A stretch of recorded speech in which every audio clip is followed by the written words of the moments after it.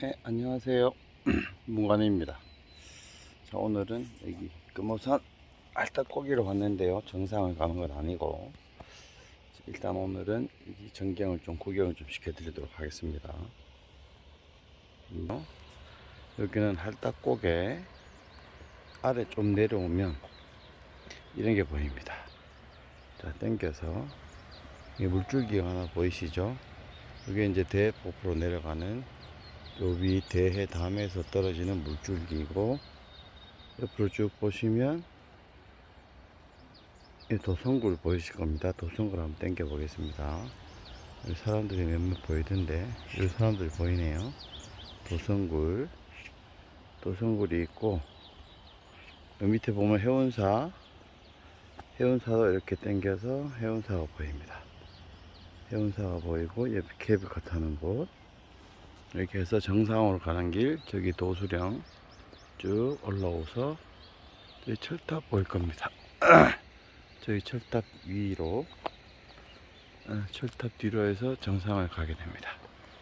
이쪽 도수령을 쭉 돌아서 이렇게 보면 여기 앞에 저수지 보이고, 저 뒤쪽에 궁시전경이 보이죠. 봉곡동, 낙동강, 저 뒤쪽에 천생산, 공단동, 상모사곡동까지 보입니다. 저 뒤쪽 효장봉으로 해서 이쪽으로 넘어가면 정상으로 가는 길 이렇게 보이게 됩니다. 해가 이제 빨리 떠서 이렇게 지금 시간 7시인데 너무 환합니다. 땀도 많이 나고 아주 좋습니다. 자, 오늘은 어떤 얘기를 하려고 하는지 제가 제 얼굴 한번 보시고 저도 살짝 앉아서 얘기를 한번 해보겠습니다. 굉장히 중요하기도 하고 환자들이 생각하기에 꼭 필요한 내용일 것 같기도 해서 제가 오늘은 말씀을 좀 드리겠습니다. 자, 왜냐면 어제도 친구, 언니 동생이 췌장암인데 폐로 전이돼서 이제 지푸라기라도 잡고 싶은 심정으로 저한테 전화가 온 게 있고, 그리고 후배 재수씨도 지금 대장암, 구불결장암이라고 해서 대장암입니다. 대장암에 간으로 전이돼서 지금 사기 판정을 받은 후배가 있고, 뭐 유방암 진단받은 분도 있고, 췌장암 지금 매주 환자가 나오고 있는데, 그런 분들이 하는 말들이 다 똑같습니다. 어떻게 해야 되냐라고 물으시는데 정답은 사실 없겠죠. 선택은 누가 합니까? 환자가 직접 합니다. 그래서 제 얘기를 좀 일단 들려드리도록 하겠습니다. 제 얘기 이거 굉장히 중요할 것 같은데요. 제 얘기를 하면은 2017년도에 저는 제일 처음으로 제가 알아차린 거죠. 그 누가 얘기했느냐 하면은 이제 늑골에 골절이 자주 생겨서 뭔가 이상한 게 보인다고 했는데, 그때 느낌이 되게 안 좋았어요.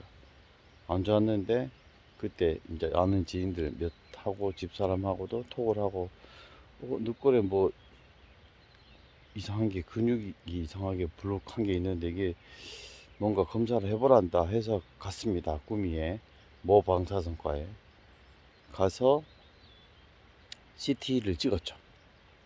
CT 찍었는데 늑골에 일단은 골절이 있다, 프랙처라고 해서 뼈 가루가 생긴 거죠. 부러져서 이제 뼈 조각이 있다. 아프지 않았냐 이렇게 묻길래, 아프다 누르면 아프고 일반 늑골 금 가듯이 그랬던 것이 이제 자주 부러지고 하니까 얘들이 근육 조직이 밖으로 나와서 이 갈비를 덮은 겁니다. 덮은 형상이 보였던 거죠. 그 보였던 형상을 보고 섬유 이형성증이라고 해서, 이거를 가지고 뭐 그냥 살고 있는 환자들은 굉장히 많다. 근데 별거 아니기 때문에 늑골은 붙을 거고, 이게 안 붙을 수도 있다. 근육이 밖으로 덮어가지고 이대로 사는데 지장 없을 거다, 괜찮다. 그게 2017년도였어요. 그때 한시름을 놨죠. 아이고 다행이다, 이런 저는 암이라고 생각을 하고 갔는데 괜찮다라고 한 거죠. 그리고 나서 이제 운동도 하고 배드민턴도 치고 이랬는데 2018년도에 자주 한 2달에 한 번꼴로 계속 늑골이 부러졌어요. 부러져서 그때는 금이 가고 뭐 한쪽만 좀 그랬고 이 반대쪽은 괜찮던데 한 1년이 또 지나갔죠. 계속 이제 골절 진단만 계속 청구한 거예요. 청구해서 지나갔는데 2019년도 2월 달에 이제 또 부러진 거죠. 또 부러져서 그때는 딱 갔더니 2019년 2월에 하는 말이 이제 2년 가까이 지났어요. 2017년 아마 그것도 겨울이었으니까 2017년도 초반이었을 것 같고 2년이 지난 뒤에 이상하다 싶어서 다시 검사를 하러 갔는데 그때하고 좀 차이가 있는지 센치를 재시더라고. 그러더니 이제 일단은 프랙처다, 이것도 늑골 골절이다. 그냥 다시 형곡정형외과로 갔죠. 그 결과를 들고. 그래서 골절 진단비를 청구를 했는데 그날 이제 그 정형외과의 사무장님이 제 아는 선배예요. 그 선배님이 그런데 이거 좀 이상하다 아무래도.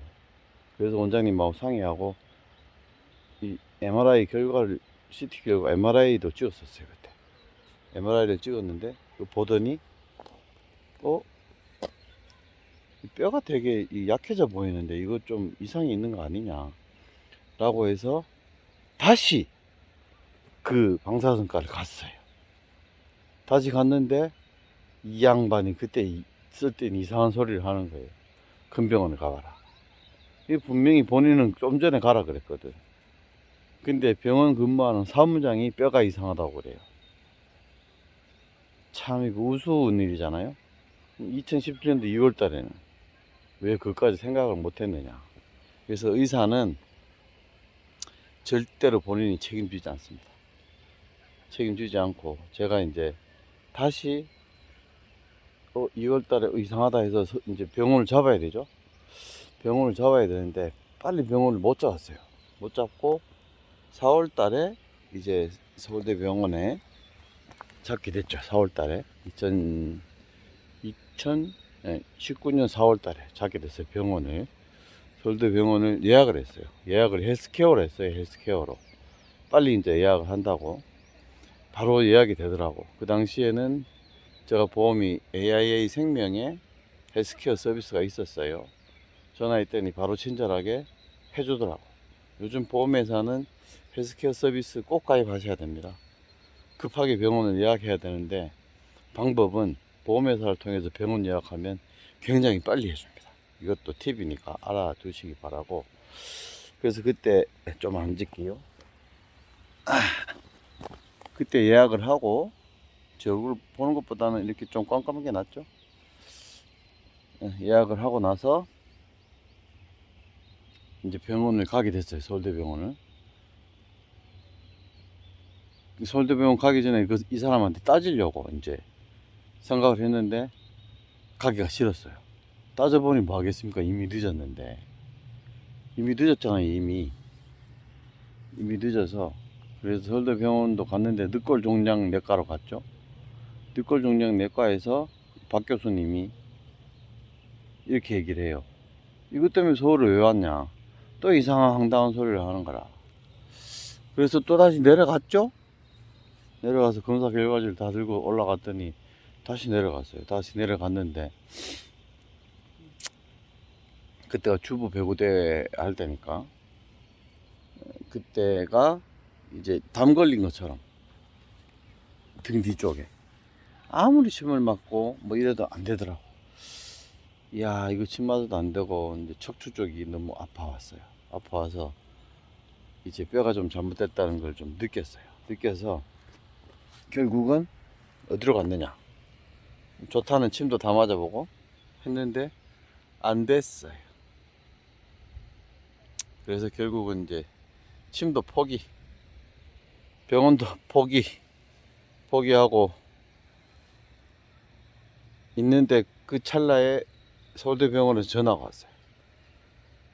엑스레이를 보고, 엑스레이를 서울대병원에서 찍었거든요. 그 엑스레이를 보고 이 늑골종양내과의 간호사가, 영상의학과 교수 중에 한두 분이 이분 올라오라 해야 되겠다. 그래서 검사를 한번 해보자. 이렇게 된 거예요. 그것도 일주일이 지나서. 그게 아마 주부 배구 대회 다음날. 이야, 골 때리는 일이 벌어진 거죠. 그래서 갔습니다. 그 다음날 갔는데, 가서 검사를 하고, 검사할 때 굉장히 친절했어요. 서울대병원에 의사 빼고 나머지 분들, 간호사하고 검사하시는 분들, 의사는 절대로 친절하지 않았어요. 그래서 검사를 했는데, 검사 결과가 일주일 뒤에 나오죠. 또 일주일 뒤에 또 병원을 예약했어요. 일주일 뒤에 갔더니 이제 그 박 교수님께서 이렇게 얘기해요. 늑골 종양 내과니까, 종양이면 일단 암이잖아요. C코드, C90 코드, 형질 세포종이다 라고 얘기하는 거예요. 그게 뭡니까 그랬더니, 암입니다. 무슨 암입니까 그랬더니, 혈액암의 일종이다. 다발성 골수종이라고, 영어로는 멀티플 마이엘로마라고 합니다. 이 골수에 있는 혈액 내에 이상이, 형질 세포가 있거든요. 그 형질 세포가 이상이 생긴 거죠. 돌연변이가 생긴 거예요. 혈액 내의 세포가, 형질 세포가. 그래서 혈액암이라고 합니다. 뭐 림프종이나 백혈병 이런 거하고는 틀리죠. 이제 혈액암이 백혈병의 종류 중에 요즘에 굉장히 많이 발생하고 있는 암 중에 한 개죠. 그래서 이분이 또 이제는 혈액종양내과, 지하고는 관계없으니까 옮기는 거예요.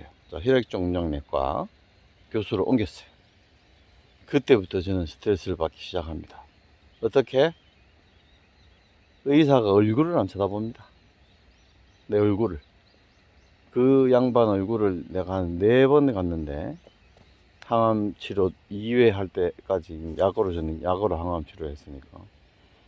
그때 저희 누님도 같이 한번 갔었는데, 진짜 얼굴에 그냥 뭐 주먹이 날아갈 정도로 짜증이 났었대요. 사람 얼굴 쳐다보지 않고 어떻게 모니터만 보고 얘기할 수 있느냐. 저는 이해가 갔어요. 대기자 명단에 이렇게 쳐다보고 있으면, 야, 저분들 스트레스가 대단하겠다. 암 환자가 이렇게 많은데 저거를 5분 단위로, 좀 길게는 15분 단위로 예약을 다 잡아놨어요.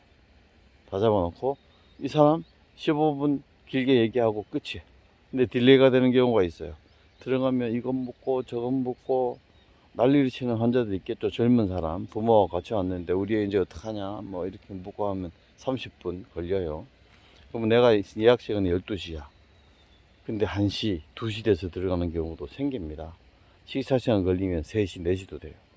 그러면 나는 12시 예약인데 3시 돼서 진료를 받을 수도 있는 거죠. 그런 게 아마 메이저 병원의 단점이어야 되겠나 싶은데, 굉장히 친절한 거는 장점이죠. 그래서 이제 일단 C 코드를 받았죠, 저도. 근데 고혈암 코드예요. 형질 세포가 고혈암 코드라서, 그때부터 이제 저의 이 싸움은 시작이 된 거죠. 아, 병원 의사 봐서는 스트레스는 받아도 내가 이 병을 고쳐야 되는 거라, 병을. 그건 당연한 생각이겠죠. 그래서 서울대 병원을 형하고 믿고 일단 다녔어요. 다니고 약도 주길래 먹어봤어요. 먹었더니 그게 이제 고형적인, 아주 고전적인 암치료. 왜? 다른 방법이 이거 말고 없으니까. 항암 주사 치료는 이제 이걸 먹고 나서 뒤에 하자, 이렇게까지 얘기가 됐어요. 아니, 걷지도 못하는 사람을 입원도 안 시켜주는데 일주일에 3번씩 올라올 수 있네요. 불가능했어요. 그래서 입원을 시켜달라고 했더니 안 된대요. 주변 가까운데 모텔 잡아서 자랍니다. 그래서 결정을 했어야 됐어요. 그때 그 당시에 저는. 그래서 과감하게 형하고 고민을 막 하고, 선택은 제가 해야 되니까 환자한테 직접 얘기도 안 하고 3개월 치안부 판정을 내려놓고 치료는 그냥 표준적인 고전적인 치료를 하다가 죽으란 소리죠. 그래서 과감히 저는 국내 의학 중에 표준 치료를 포기했습니다. 선택 아주 잘했죠. 그래서 지금 살아서 이렇게 유튜브 방송을 하고 있습니다. 선택을 잘 했다고 생각을 하고, 지금 제가 가는 병원에 병원이죠. 거기도 한방 치료하고 같이 하면서 이제 체질적인 암 치료, 침 치료 이런 것도 병행하고, 그러고 나서 저도 공부를 계속했죠. 이 암에 대해서 공부를 하고, 암은 왜 생기고 뭘 해야 되고 내 몸에 무엇을 조정을 해야 되고, 이거를 책도 보고 유튜브도 보고 검색하고 공부하면서 하나씩 만들어 나갔죠. 압박 골절이 된 이 뼈는 어차피 시간이 걸려요. 시간이 걸려서 결국은 이대로 딱 정지가 되면 낫지 않겠나 생각을 하고 운동을 했고, 그건 맞아 들어갔던 것 같아요. 맞아 들어갔던 것 같고, 그때부터 하나씩 이따까지 이렇게 오게 된 건데, 제가 이렇게 길게 얘기한 거는 그리고 나서 진단서를 끊기 위해서 이제 제가 서울대병원을 간 적이 있습니다. 다시 이제 몇 달이 지났죠. 석 달, 넉 달이 지나서 갔는데 의사가 저를 쳐다봐요. 어디서 무슨 치료를 했냐. 말기라고 판정은 본인이 내려놓고, 이게 초기로 돌아가서 제가 진단서를 끊으러 서울대병원을 갔더니 그런 치료 추천하지 않는다 라고 얘기를 하더라고. 그때 처음으로 몇 개월 만에 그 사람 눈을 봤어요. 굉장히 미웠어요. 그래서 다음에 제가 다시 국내에 이제 표준 치료를 하게 될 정도로 좋아지게 되면 저는 서울대병원 안 갈 겁니다. 안 갈 거고 다른 큰 병원을 갈 겁니다. 서울대병원은 저한테 아주 큰 상처를 준 병원이 되어버렸죠. 좀 안타깝지만 유명하다는 서울대병원은 저는 가지 않을 겁니다. 의사가 저한테 그렇게 신뢰를 떨어뜨리게 만든 사람이기 때문에 그 의사를 믿을 수 없어요. 그래서 특히 중증암 환자, 저같이 뭐 2기 이상, 3기 이상 말기 판정을 처음 받은 사람은 선택을 어떻게 해야 되느냐, 본인이 정확하게 선택해야 됩니다. 실제로 표준 치료 가능한 암이다, 수술이 가능한 암이다 이러면은 쾌제 만세를 불러야 됩니다. 사실상 굉장히 좋은 거죠. 그런 수술을 할 수 있고 바로 치료를 할 수 있는 암이면은 초기거든요. 그런 거 같은 경우는 병원에 이제 치료법에 따라서 하고 그 이후에 내 몸을 관리하면 됩니다. 됐는데 이 중증 환자들은 선택을 제대로 잘해야 됩니다. 의사도 확실하지 않은 거에 대해서 이렇게 하세요라고 절대로 얘기 안 하거든요. 이거 이렇게 할 수 있는데 해보시는 게 어떻겠습니까? 라고 얘기해놓고 환자한테 선택을 맡깁니다. 책임을 환자한테 다 돌리는 거죠. 그것도 그럴 수밖에 없는 거고, 의사 입장에서는. 그래서 요즘은 대체 치료도 많이 있고, 그리고 자연 치료도 많이 있고 한데, 한번 해보시는 게 굉장히 중요하죠. 해보지도 않고, 실천해보지도 않고, 한번 내 몸을 맡겨보지도 않고, 나는 그냥 의사 말만 듣는 그런 어리석은 선택은 하지 않았으면 하는 그런 생각이 좀 있습니다. 특히 췌장암이나 간암 3기 이상, 폐암, 소세포 폐암 같은 경우 무조건 표적항암 치료 확률은 20%, 30%밖에 안 됩니다. 대신 부작용이 있습니다. 그 부작용이 뭐냐? 가장 큰 거는 사망이고, 표적 치료를 하고 나서 부작용 중에 가장 안 좋은 게 사망이죠. 실제로 한번 1차, 2차까지 하고 조금 효과가 있어서 3차 했는데 안 좋으면 그만둬야 되는데 혹시나 싶어서 또 합니다. 4차, 5차 결국은 복수가 차고 황달이 와서 일주일, 길면 보름 만에 사망을 합니다. 그 선택은 안 해야 되는데. 그래서 저도 2019년도에 친구들을 보내면서 친구들한테도 그거 왜 했냐, 하지 말지, 나와 같이 한번 좀 공부를 하면서 한번 치료를 해보지 이런 얘기를 했던 친구들이 꽤 있는데 결국은 그 친구들 다 죽었어요. 봐주고, 주변에 또 많은 분들이 저하고 통화도 많이 하고 했는데도 불구하고 선택은 본인이 하는데, 결국은 그 선택을 해서 그분들은 다 사망을 하셨어요. 근데 저하고 같이 이렇게 소통을 하면서 지금 치료하고 있는 분들은 다 살아 계시거든요. 실제로 살아 있습니다. 살아 있는 분들 굉장히 많고, 그분들 지금 암투병 중인데 잘하고 계세요. 다 저처럼 이렇게 잘하고 계시고, 아마 쭉 좀 오랫동안 살아 계시지 않을까 싶습니다. 저도 사실 두렵죠. 언제 사망할지 모르는데 갑자기 나빠져서. 그래서 지금은 저도 조심하고 내 몸에 맞게끔 운동을 하고 있고, 그리고 지금은 제 몸을 일단은 이 침에다가 좀 맡겼어요. 그래서 2달 동안 힘들지만 서울을 계속 왔다 갔다 하면서 운동량도 조금 줄였고, 산도 이게 내려가다 혹시 넘어지면 뼈가 부러질까봐 지금 일주일에 한 번씩 정상 가는 거 이외에는 지금 등산도 지금 자주는 못 오고, 일주일에 한 2-3번 정도 오는 것 같아요.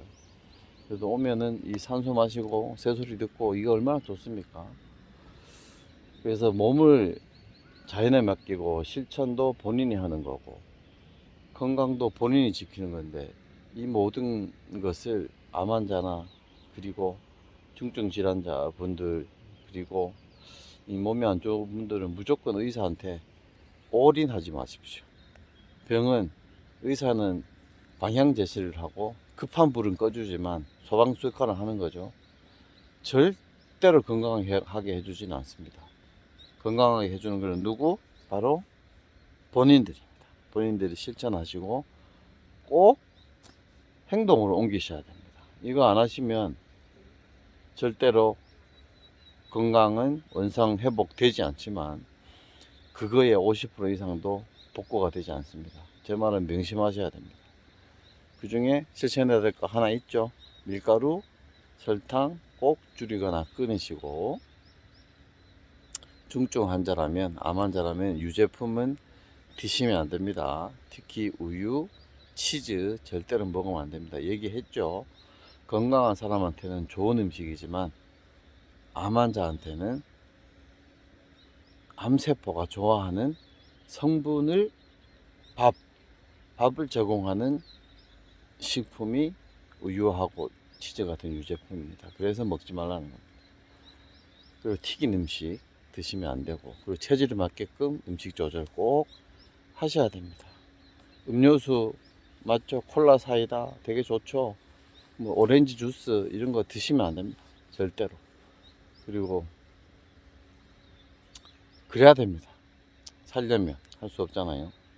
그걸 꼭 지켜주시고, 너무 힘이 없고 그러면 고기도 좀 드시고 하시는 거는 하셔도 됩니다.